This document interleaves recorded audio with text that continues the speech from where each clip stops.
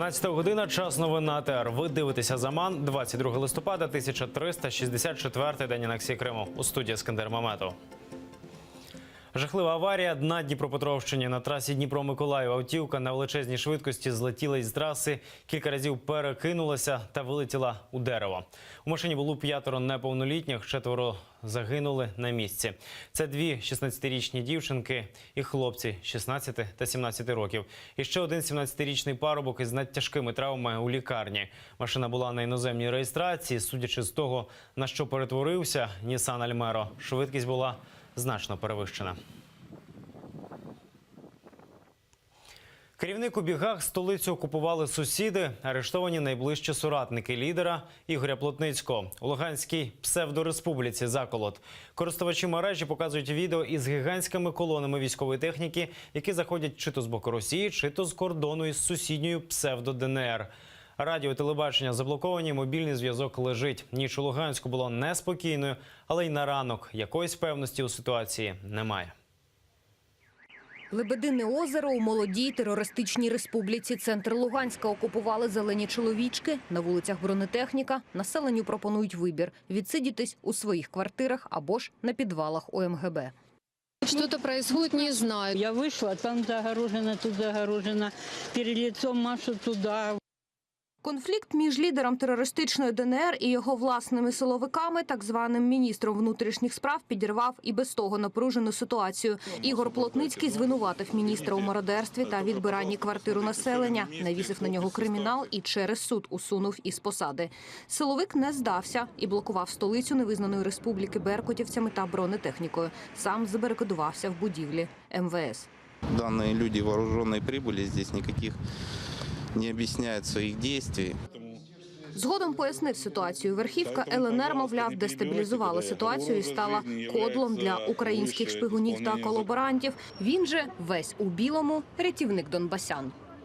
В результате деструктивных действий ряда должностных лиц усилилась критика правоохранительного ведомства в средствах массовой информации.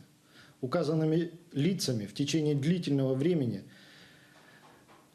главе Луганской Народной Республики целенаправленно доводились недостоверные факты о якобы причастности структуры МВД к противоправной деятельности. Плотницький на відео не з'явився. Відповів письмово. Заяви Корнета не мають ніяких підстав і юридичної сили. Ще з вчорашнього дня Корнет законно усунутий із посади, яку займав. Є рішення суду. Зі свого боку хочу запевнити, що ситуація є під контролем керівництва Луганської Народної Республіки і найближчим часом буде повністю вирішена. Російські ЗМІ повідомляють, лідер так званої ЛНР звитяжно утік із Луганська. Критичною для нього стала інформація про кремлівську підтримку його опонента та марш російських спецпризначенців до Луганська. Та найбільше його злякало те, що на допомогу у вирішенні кризи вирішив заклятий друг сусіда Олександр Захарченко із ДНР. Сам Плотницький стверджує, нікуди не тікав і провів сьогодні нараду із силовиками. Закликав Заколот зупинити. Восторжествует закон, и точка будет поставлена в этом деле. Поэтому сейчас уже четко все проявилось, кто есть кто. Если Корнет решил таким способом защищаться, то его еще грубейшая ошибка. Якщо кримінальні розбірки та мародерство, в котрих був помічений так званий міністр внутрішніх справ, це справа, на яку Москва закривала очі, то подвійний грабунок фінансової допомоги з російського бюджету та дерибан гуманітарки у непрості часи – це вже не по-пацанськи. Кремль завжди прихильно ставився до об'єднання псевдореспублік, щоб витрачатися поменше.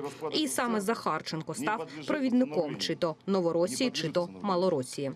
Мы, представители регионов бывшей Украины, предлагаем переучредить государство и на месте бывшей Украины, опираясь на исторические предпосылки, учредить государство Малороссия. А коли десь рік по тому Плотницький запровадив між бандитськими анклавами митницю і здирав акцизи навіть із російської допомоги, там зрозуміли – пора закінчувати. Всередині терористів назрівав бунт. Я просто себе этого не представлял в 2014 году, что мы до такого маразма дойдем. Если бы я тогда знал, что это будет, я бы их всех, поверьте мне, и одних, и других, загнал бы туда, откуда бы они уже не вернулись бы сюда. Тепер сходяться спостерігачі, більш рішуча ДНР таки поглине ЛНР. Плотницького не врятує ніщо, навіть фейковий замах, до якого він вдався одразу ж після чергових московських зауважень щодо зажерливості минулого року. Тепер або кнопка ліфта, або кафе «Вітерець», або волинська різня у Катині, як обіцяв Захарченко. А от луганчанам навіть Лебединого озера не увімкнули. Інтернет заблокований, телекомпанію закрили. Рана Алієва, Заман, АТР.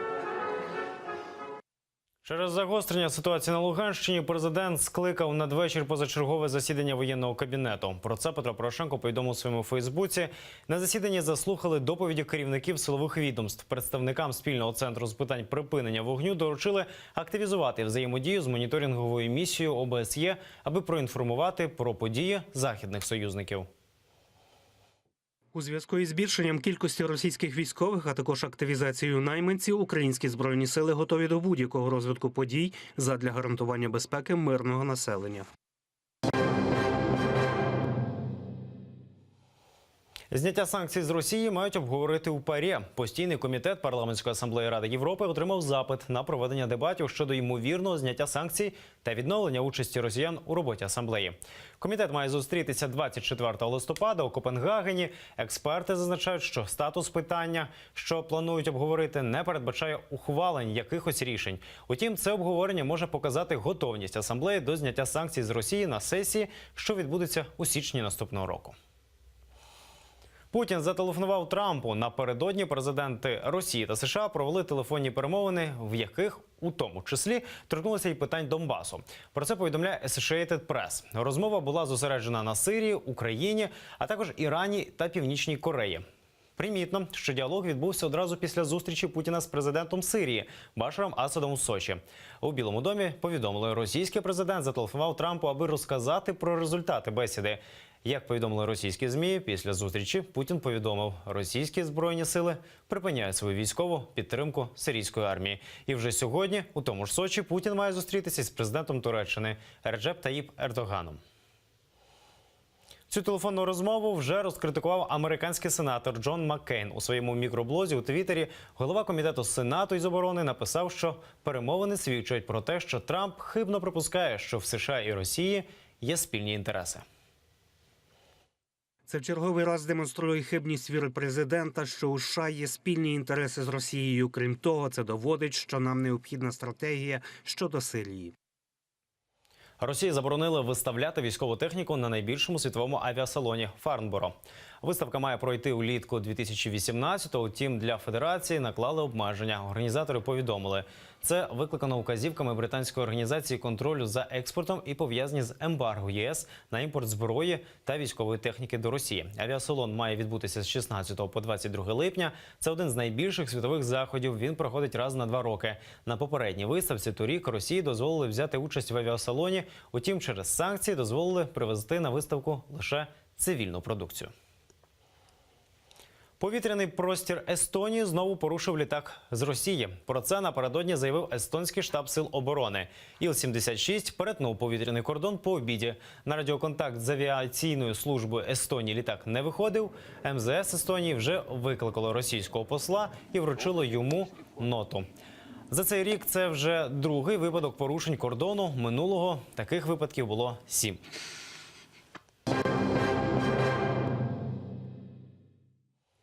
Пліч-опліч з відважними. В Україні стартувала найбільша правозахисна кампанія – марафон написання листів. Кампанія об'єднала активістів з понад 200 країн світу. В рамках марафону людей закликають підтримати правозахисників з різних країн, яких переслідують уряди. Для України однією з основних є справа Мірусіна Куку, кримськотатарського активіста. Торік несправедливо заарештували в окупованому Криму. Від початку окупації півострова на хвилі насильницьких зникнень активістів він не зміг лишитися осторонь та долучився до Кримської контактної групи з прав людини. Активісти Мірусіна Куку не залишилися непоміченою. З липня минулого 2014 року до нього почали навідуватися ФСБівці.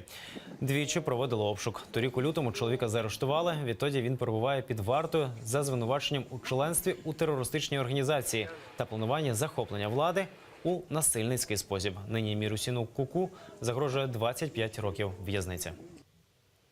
Родина Еміра Усеїна також під тиском. Через місяць після арешту до його 9-річного сина Бекіра у школі підійшов працівник ФСБ і сказав, що тато зробив щось погане та буде гнити у в'язниці 12 років. Цей інцидент дуже налякав хлопчика та усю родину. Підпишіть петицію до Генерального прокурора Російської Федерації. Вимагайте зняти всі обвинувачення з Еміра Усеїна Куку та припинити переслідувати його родину. Скасувати незаконний військовий призов в окупованому Криму вимагає українське МЗС. Дипломатичне відомство висловило протест у зв'язку з призовом Федерацію на військову службу громадян України, які проживають на тимчасово окупованій території. А за даними російського Міноборони, цієї осені понад 800 кримчан відправили до місць несення служби. Цього року окупанти планують направити з тимчасово окупованої території близько 2000 людей на комплектування своїх збройних сил. У відомстві нагадують, що Генасамблея ООН торік у грудні закликала Москву не примушувати мешканців Криму служити в її збройних силах. МЗС України вимагає від Російської Федерації скасувати незаконне рішення про призов на військову службу на тимчасово окупованій території Автономної Республіки Крим та Севастополі, усунути всі спричинені ним наслідки, забезпечити неухильне дотримання своїх міжнародних зобов'язань як держава-окупанта, а також повною мірою виконати резолюцію Генасамблеї ООН. Генеральна прокуратура і Національне антикорупційне бюро заплуталися у повноваженнях. Винен у такій ситуації новий кримінальний кодекс. Принаймні у цьому переконаний генпрокурор України Юрій Луценко. Через нечітко виписані повноваження більшість справ застрягає у процесуальних суперечках. НАБУ скаржиться, що ГПУ не передає їй справі. Луценко ж наполягає, віддає антикорупційним детективам усе. Ті відмовляються. Дві структури не можуть узгодитися у справах, які поєднують склади злочину, суб'єктів їхнього скоєння та розміри шкоди. В результаті через постійні суперечки самі справи припадають пилюкою. Органу, який би визначив підслідність органу розслідування, в Україні теж немає. Відмовляє НАБУ передачі будь-якої справи. Навпаки, у мене накопичуються десятки відмов НАБУ брати до свого провадження ті чи інші кримінальні правопорушення. Депутат побив копів. У Тернополі місцевий народний обранець надавав штурханів поліцейському і потягав за волосся його напарницю. Патрульні приїхали за викликом про неправильно запаркований автомобіль. Але коли підійшли до машини, її водій почав лаятися і врешті накинувся на поліціянтів. Зірвав нагрудну камеру, розбив телефон та влаштував бійку. Довелося викликати підкріплення. Відомо, що бешкетник – депутат обласної ради. Прізвище поліція не повідомляє, але журналісти зауважили, що нападник пересувався в інвалідному візку. Серед тамтешніх депутатів є такий лише один – свободівець Олександр Башта. Результат інциденту – двоє поліцейських із трусом мозку, закритими травмами черепа та забоями м'яких тканин. Депутату світить або виправні роботи, або 2 роки. Або виправні роботи на 2 роки, або 6 місяців за ґратами. А будеш мені бгати? Заберіть, поможіть, що ви дивитесь. Я забираю, тоді. Напустив. Курортний збір на рівні з сусіднім Краснодарським краєм встановили для кримчан. Тепер усі, хто надають послуги туристам, платитимуть по 10 рублів з людини на день. Гроші окупаційні урядовці Криму планують пустити на розвиток інфраструктури окупованого півострова. Плату братимуть з 1 травня по 30 вересня. Ці дні тут називають високим сезоном. Щоправда, кількість відпочивальників після анексії впала чи не вп'ятеро. Замість 8 мільйонів туристів до Криму не приїжджає і 1,5. Росіяни не обирають півострів через незручності з переправою, українці через війну з Росією та окупацією. Вже 3-є літо поспіль кримські пляжі майже порожні. Шар мазуту та загиблі птахи – екологічне лихо у Севастополі. До берега там прибуло мазут, який тривалий час плавав у бухті. Про це повідомляє у соцмережі один з мешканців міста. Чоловік пише, що прибиральний катер проводив якісь роботи, утім все намарно. Мазут і досі в бухті, і від нього почали гинути качки. Старовинне грецьке поховання знайшов випадковий перехожий на пляжі у Євпаторії. Чоловік побачив у піску край великої кам'яної плити. Про знахідку він повідомив до місцевого краєзнавчого музею. Працівники відкопали великий кам'яний ящик, знахідку кваліфікували як поховання дитини, датоване 3 століттям до нашої ери. Такі знахідки трапляються нечасто, кажуть історики. Раніше у цьому району нічого подібного не знаходили.